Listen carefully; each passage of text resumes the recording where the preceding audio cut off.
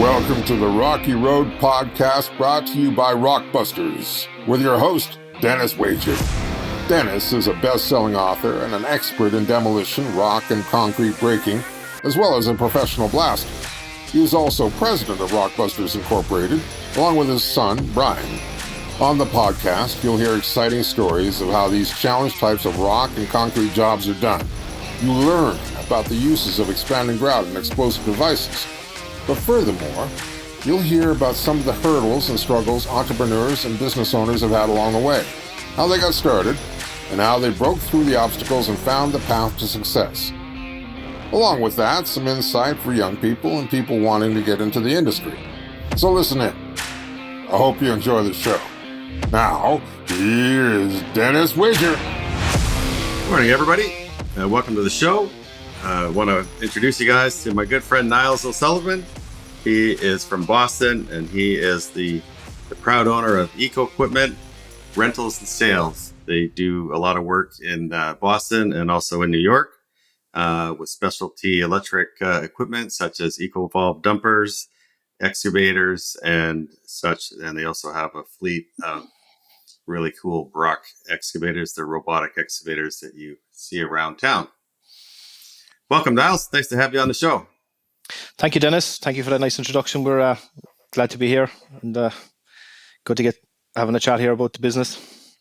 Yeah, thanks. I know you got a busy schedule, and thanks for taking the time to join us and talk on the show. And it sounds very interesting, all the stuff that you've got going on. Yeah, no, it's kind of some of it is niche stuff, and we're excited to share some of our products and the journey we have, through the business from its inception to where we are today and where we're going, or hopefully going. So, yeah. I mean, I think we actually met in New Orleans at a trade show. You and Lisa, your wife, there. I think that was maybe one of your first trade shows. I can't remember, but that was quite a number of years ago. Yeah, the ARA trade show in New Orleans. I'm not sure what year it was. Probably maybe 16 or 17, something like that. Yeah, something like that. Yeah, we were down there with the EcoVolve battery-powered buggies. So I believe it was our first ARA trade show, actually. So we've got the ARA trade show coming up actually this weekend in Orlando. So it's one of our better trade shows. So we do several trade shows through the year. So we start off with the World of Concrete. Then we'll typically do the American Rental Association, National Demolition Association, and also ConExpo this year, of course, which is once every 3 years. So they're the national, and last year as well, we started doing the tunneling show, the North American Tunneling Conference, which actually happens to be in Boston this year. So we're looking forward for that as well.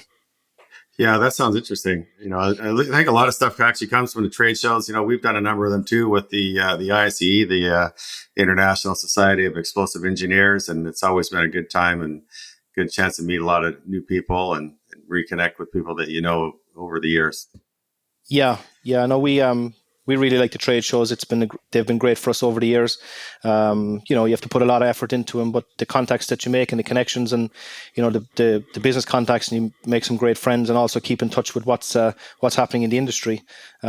We find it essential to be at all these trade shows to try and keep ahead of the curve, and also to service our customers to make sure that they meet us. Every year, some of our customers will purchase equipment and we won't see them again until, 3, 4, 5 years time when they're, depending, rental companies tend to buy more often. But some of the contractors, they'll have a couple of units and then we mightn't see them for a couple of years there. So it's good to, for sales wise, we mightn't sell them something again for a few years, but it's nice to see them every now and again, touch base with them, deal with any concerns they have, or also, see where their businesses are going, so we can kind of build a picture of how we can better serve them going forward with our products and services. So it's very, very, very essential for our business. Yeah, I think it's important, especially coming out of COVID. Like there was those number of years where everything was just Zoom, or businesses had suffered either whichever way, financially or just even without interacting with people. So it's I think even more important now to just have that personal touch. Get a chance to see people. Yeah, I think it's very important, and I think most people in the different industries are different, but I think in the construction and especially in the equipment industry, people want to They want to see the products. They want to meet the people. They want to discuss projects. They want to discuss their challenges, and that's what we like. Where we're able to sit down, over at the trade show floor, or maybe over a beer in the evening or whatever, and catch up with people and see what what kind of challenges they're having, how we can serve them better, and it's good to build relationships too with your customers. Totally, yeah. I think a lot happens over that beer at the end of the night. People will get a lot more. They go through the trade show, they see the equipment, talk to people, but it's really in the connections that you make, and it's also, I think, really mostly about the relationships that you build, right? Yeah, and the trade shows, they do a great. I think more than ever now they're doing a great job of doing the social events very well, particularly like the NDA show, which would be one of our favorite shows. Really, the social events that they do at that show are fantastic. They really put a big effort into making those great family, and they're family focused events as well. So a lot of people bring their family in, on vacation, and a lot of the demolition type business are family business as well. Particularly, same with rental. So it's great for people to be able to come there and connect, and we see some of our customers, they've built up great friends all over the country, like we have as well. So and it's good for very, very good for business when you're meeting people in a social setting, and you get to know their families, and you get to know the next generation, and also you get to know, sometimes you get to know the previous generation. They're bringing the founder of the company, who's no longer actively running it, away for a bit of sun in the winter. So it's always good. That's what I really enjoyed about the NDA, the National Demolition Association. I served on the board of directors there for the association for a number of years, and just the people that you meet, it was just like you said, all like mostly family oriented. People really wanted to connect, right? And they just bring like a whole. It's just so cool because you get to meet people from different areas, right? And for me, from being from Vancouver, my first kind of shot at the association was a meeting in Manhattan. So I went to a board meeting in Manhattan, and it was my first time in New York, and it was great because you meet people that have like huge companies, far bigger than mine, that aren't afraid to share secrets with you. Like here in my own backyard, people would never like say, hey, like let's get together or talk about things. It was more just kind of kept secretive, and your competitors didn't want to share any information. Whereas when you get outside of your box, like into other countries, like for me with going to the States and to New York, you get to meet with people that are happy to share, like, oh, if you got this challenging job, this is how you do it, right? Like it might be taking down a 10-story building or a 20-story building, or taking apart something that's challenging that as a smaller or mid-sized company you might not have experience with, right?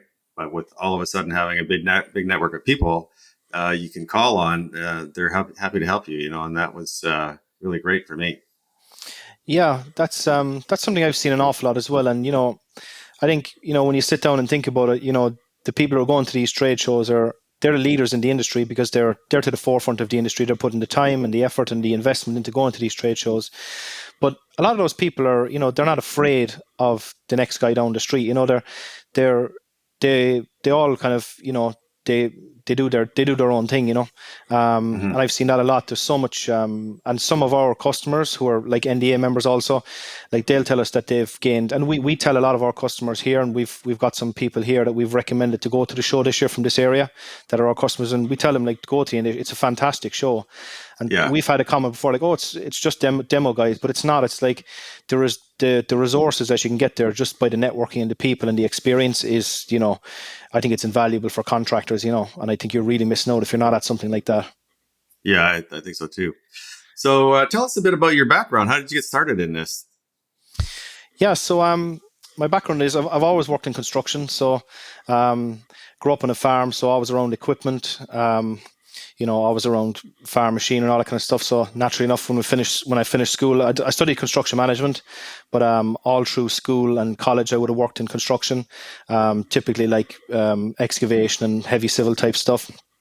When I graduated, then I went into construction management, mainly civil works and particularly tunneling, and then moved on from there. Done some excavation, heavy civil type stuff, a little bit of demolition. But after many years in construction, I wanted to do something different. I was thinking about doing the contracting route, but it wasn't something that I really was wholeheartedly passionate about, I guess. And I wanted to do something different with it. I wanted to have a new challenge. So I looked at the battery powered and electric equipment. So I came across EcoVolve in Ireland. They're one of the products that we represent here. We're the importer distributor in the US. So I came across the product in Ireland. They build a battery powered electric dumper, and they've got 3 models in the range. Fantastic piece of equipment. Manufactured there in Ireland, as I said, they've got 3 models, and with a focus on demolition and demolition concrete and interior excavation. So I started when I moved back here to the US. And then I decided to set up a business importing and distributing those machines. From there, it developed. We had a lot of, as with any new product, I guess there's a period where there's going to be you have to get your familiarization, you have to get out there in the market, and you have to get your brand recognition. So we had a lot of people who wanted to rent the equipment also. So we decided to set up a rental business to service those customers and build that side of the business. And then once we started getting into the rental business, then we were working with a lot of customers and we were solving problems for them on the interior excavation side, demolition, tunneling, that kind of stuff. So we started adding more products, battery powered excavators, electric loaders. And then we went the Brock route. We've always had a good relationship with the guys there at Brock. And now we have a fleet of Brocks and various different size attachments for interior excavation, demolition, rock drilling, rock removal. So that's basically what we do. We're a sales and rental company, but we like to see ourselves as a solutions provider for niche projects. We do a lot, as I said, with tunneling, demolition, that kind of stuff. So we're kind of specialists. We're not your run of the mill rental and sales company. We tend to focus more on particular projects with our customers, and we've got a very, very close relationships with some of our main customers. And so when you were back in Ireland, like, how did you come across EcoVolve? Was it at the time when you were still living in Ireland, or were you here in the US and find them, or how did you meet? Phil is the guy in Ireland, right? Sean. Or Sean, sorry. Sean, he's the manufacturer. He's been called worse than Phil, so he'll be okay. Yeah, I'm sure I can come up with worse. No, so I was actually back in Ireland. I'd lived in Australia for a while. I was working on some tunneling projects there, and I happened to be back in Dublin, and I saw this. I just saw this van on a Mercedes Sprinter van with a EcoVolve EcoPlant hire, actually, one of Sean's companies. And I was interested in it, so I took the number on the site and I called him up, and I went to see him, and they had it. The EcoVolve dumper was just a concept at that stage. Well, it was more than a concept. They had a prototype built, but they weren't in production. So immediately I saw the build quality in the equipment. Sean was an industry guy, so he'd been a saw cutter for many years, worked in construction all his life. So when you get somebody who's building a product, who's been in the industry that they're building the product for, it's always built. They understand the challenges. They get it. They get it. So really well built, fantastic applications, and there was a lot of passion there as well behind the project. So I said to him, if he ever wanted to get an importer or distributor for the US, that because we were moving back here at the time. So I said I'd be very much interested in doing it. So we bought the first one, brought it back here, and got around, and people are looking at you. People were looking at this green thing from Ireland, and a guy that talks funny. So we had some challenges at the start, but we got there. Yeah. I was just bugging you before, like the talk funny is actually a plus, Yeah.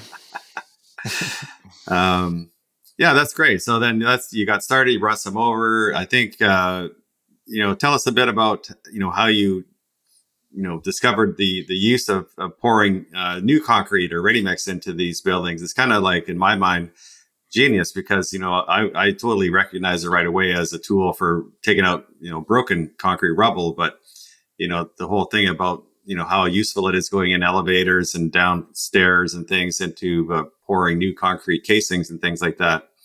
That wouldn't have been something that I would have thought of as a use for it, but obviously you did. Yeah, so again, that probably came from, industry experience. Again, we looked at, we went to the World of Concrete show back in, I should know these days, I think probably 16 as well. And we had the unit there, the first EcoVolve ED1000 unit, and we got a lot of interest from people, and people are looking at it. They're traditionally called a dumper in Europe, but they're calling it a concrete buggy here. So we were looking at the applications then, and a lot of people were looking at the dump height, and they were saying, "Oh, it's going to splash with the concrete and whatever." So we just went about straight away saying, "Okay, we can combat this by getting a concrete chute on the machine." So, but concrete now by segment would probably be our second highest market segment. Demolition, concrete, and interior excavation being the biggest segments. So they're hugely popular for concrete, and getting more so all the time. The applications like pouring column encasements, stairs, walls, little parapets. It's just a fantastic machine for pouring that. The alternatives that were out there prior to us being in the market were predominantly gas powered, much bigger machines. They've been serving a purpose for a long, long time, but there didn't seem to be any innovation there. They were wider than your standard doorways. They didn't dump high, but the EcoVolve really ticked a lot of boxes for some of these contractors. Yeah, no, I can see that. Now that was brilliant. That was just a natural fit, and that was good. So then how did it kind of evolve from there? Then you got into the electric excavators and then the Brocks. Yeah. So when we were getting the EcoVolves out and about, we started doing a lot of demonstrations, some rental and sales across the country, and then rental companies were, and then we're very customer focused, so we spend a lot of time with our customers. We go out and visit them on site, see what they're doing, how we can improve the machine, how we can help them in applications. So when customers were calling us up, we'd ask them, like, what was their application? Were they doing interior excavation? How were they loading the machine? What was the travel distance? What are they dumping into? But then our customers started asking us for, typically, if you're going to be doing excavation, you're going to be loading it with something. So you're going to be if you're going to use a battery powered buggy, you're going to have a battery powered excavator or a Brock or something to load it. So our customers started asking us for this equipment. So we went ahead then and purchased some units, and then it grew from there. And Brock is something the Brock units are, something that's always fascinated me. I've worked in tunneling and seen how robust these units were. Got to know the guys from Brock, from the trade shows. They were kind enough back in the first World of Concrete to actually let us have our EcoVolve unit on the side of the Brock stand. So we built up a great relationship with Brock. Fantastic company there, and they just they've been good to us. The Brock machines are fantastically well built machines, and much more than that, the team of expertise that they've assembled is just phenomenal. It's second to none. The people at Brock, we've always been able to lean on them, parts, service, applications particularly, and they've got some grey hair there. People that have been in the industry for a long, long time, since the Brocks came to this country. So there's not a lot that they can't help you with. Yeah, that's awesome. Yeah, Brock is actually going to be on our next episode, so I'm excited to see that when it. I take back the grey hair thing. They're lovely, never heard a word of that. No. Yeah. So, what are your goals for the company? What do you see in the next 5-10 years? Where would you like to take this? Yeah, so we want to continue to grow the company. We want to continue to innovate in the industry by adding new products and more services. I think going forward, we're always on the leading edge of adding new equipment to service our customers better. As with any industry, it's always evolving. New products coming out, getting updated, and new concepts and stuff like that.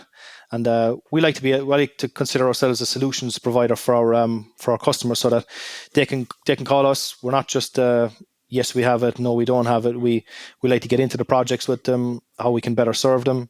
Sometimes our equipment is not always the best fit for their projects, and we'll tell them that straight up as well. We're more about building relationships with people over the long term. So yeah, we want to continue to that. I think training is probably something we're going to get more into. Much more requirement now for training. We see that safety standards are increasing all the time, which is a good thing.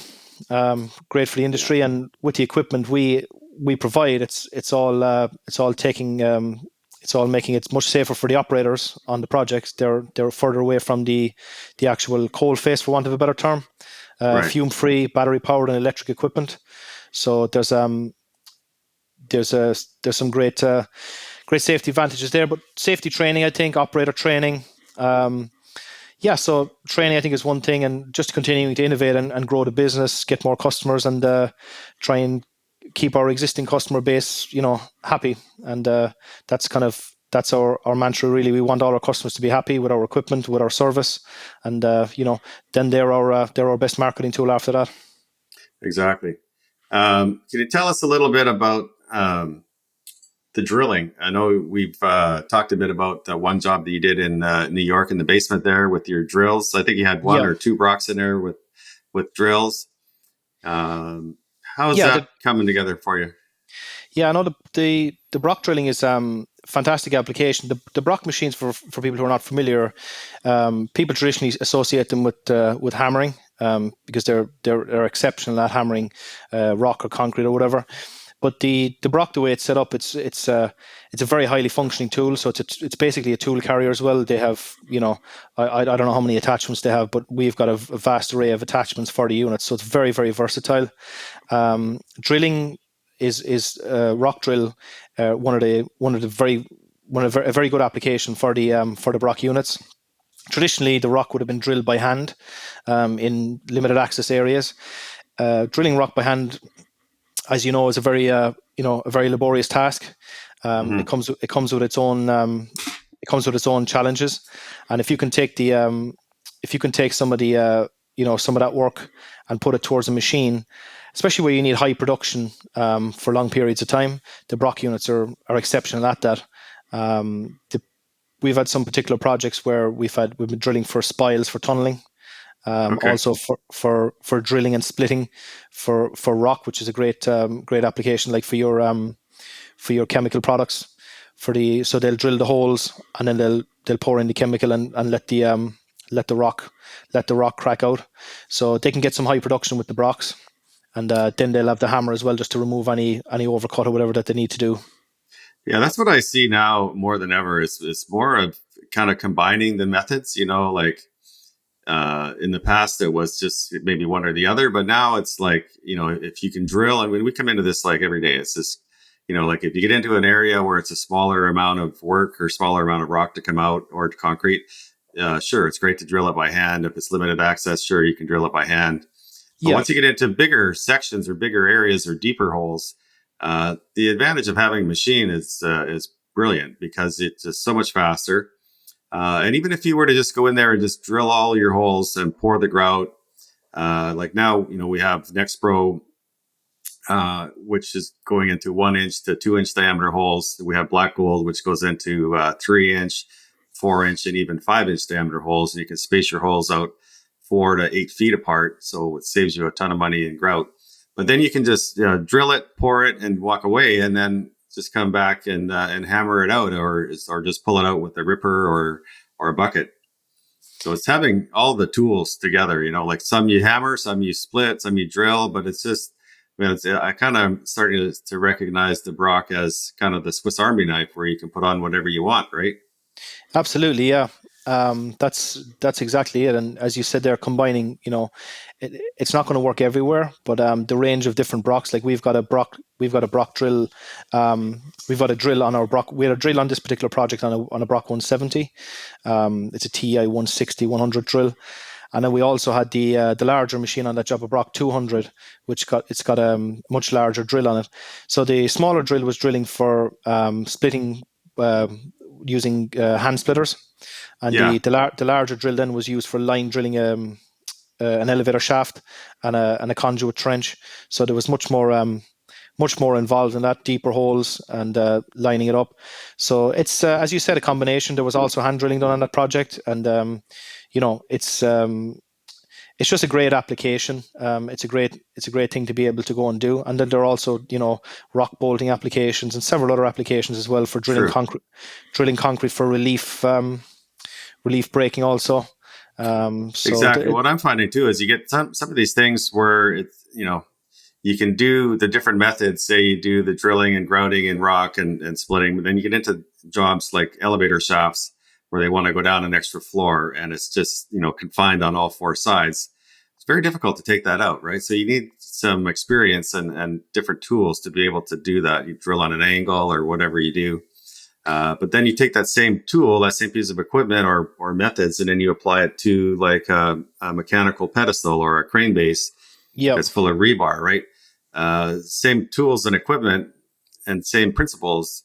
So I find it's really just almost in the knowledge, not just in the knowledge, but it starts with the knowledge of how to do it all and then having the tools to go do it with. Absolutely. We find that's the main thing about it. And I guess that's where, you guys come in with a lot of your customers where you can provide a great service. The equipment, I always think there is equipment to do every job, but to pull it all together and to know what's the right thing to do when that's the goal, Yeah, it's that's the the knowledge. difficult part, right? Yeah. That's absolutely. And most of our customers, and that's where we like to be a solutions provider for our customers. We don't proclaim to know everything, but we know people who know. If we don't know some, we know what we don't know as well, which is very important too. So, but we know where to go. We know to call Brock, and they've got certain experts and applications people, or people like yourself who are with the grout. Like, it's just about having an arsenal of contacts and that's what we do. Is we'll farm some stuff out to people. We'll say, look, we don't know, but we'll make a call for you and we'll connect you. And then you get a team of people together for a project. Like, you've got rock removal in the basement.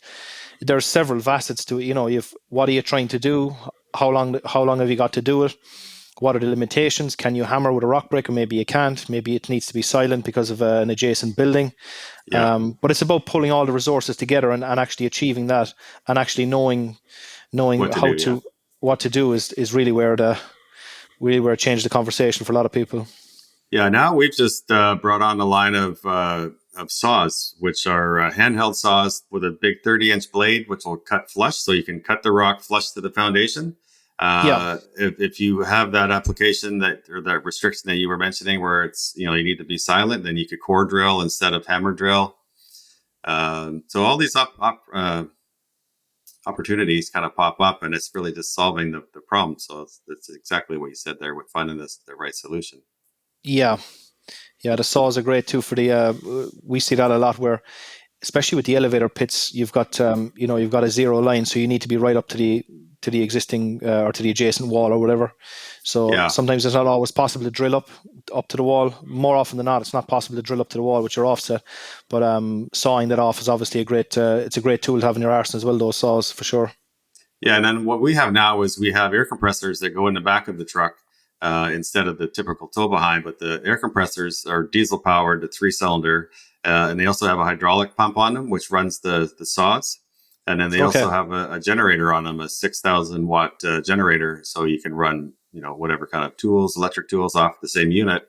You can do drilling with your pneumatic drills, and you can do sawing, any kind of cutting with your hydraulics. And then the unit is portable. It's got a single point lift hook on the top, so you can lift it with a crane or a high ab. You can fly it with a helicopter if you have a remote access job. So we're setting ourselves up to do all these kind of really niche, cool jobs, right? Yeah, sounds great. I'll can I get involved in that helicopter job? I'd like a breakaway. Yeah, to the top of a mountain. Yeah. Bring some Jameson. If it's on the top of a mountain, sometime I'll happily go for a few days. Yeah, you gotta pack a tent and a lunch. Yeah, I've been doing a lot of urban. I could get a bit of mountain time. Yeah, exactly. Yeah, we were talking about that, Dave and I, about the snow. We can do a mountaintop snow covered, but we need to find a warmer mountain somewhere, I think. Yeah. A mountain in a hole. Yeah, exactly. Yeah, so that's great. So any advice you could give to young people that would want to get into this business, or any advice for anybody that would want to kind of have some connection with kind of learning more about these types of talking points or learning more? Yeah, I suppose for young people getting into this industry, particularly this line of business, there's a lot of opportunity for sure. And I think, young people are much more open-minded in the last few years to getting into construction. So specialization in construction, I think there's also, vast opportunities there as well for people to learn and for people to get into niche businesses and, great opportunities. I think trade shows and stuff like that, and particularly associations as well. The likes of the National Demolition Association, Concrete Sawing and Drilling Association, something like that. Going along to trade shows and learning and seeing going out and getting about at trade schools and stuff like that, and seeing on site and what fits them or whatever. But I definitely think for sure trade shows and associations where people can see what's out there, what's available, and what kind of careers are available in it, and talk to the people, get out there and talk to people, because you'd be surprised how much people are willing to help you. That's what I always see as well with the construction industry. It can be a bit rough around the edges at times, but there's a lot of people there that are very much willing to help people out getting started and give them a leg up. And a lot of people get an opportunity in construction, I think, whereas some other industries might be a bit more rigid and a bit more structured. Whereas construction people can, if you're passionate about what you do, I think you can climb the ladder very quickly and get a great career for yourself. Yeah, I can attest to that myself. I've had several people in my industry that have reached out and helped me a lot. Everybody goes through good times and bad times, and I got so much to be grateful for the people that have been there to support me. Yeah, no, I think it's a great industry. I think this, I'm very glad I'm in it. Sometimes you ask me and I think I want to run away from it, you know what I mean? But everyone has their good days and bad days. But, that's just the nature of it, I guess. But I know it's definitely got more ups and downs for sure, so. Yeah, for sure. Well, I want to thank you for joining us on the show. That was fantastic. A really good chance to get to know more about it and yourself. So I appreciate that. Yeah, thank you. Yeah. So you have a great day, and we'll take it from there. All right. We'll see you guys. Thank you very much. Yeah. Thanks, Al. Take it easy. Have a good one. Take care. Yeah, bye-bye. Thanks for joining us. We hope you enjoyed the show. If you would like to be a guest on a future episode and tell us your story, visit our website at www.rockbusters.com. If you have a project and would like to learn more about our products, or if you're interested in partnering with us and becoming a distributor, give us a call. Thanks again. We appreciate your support.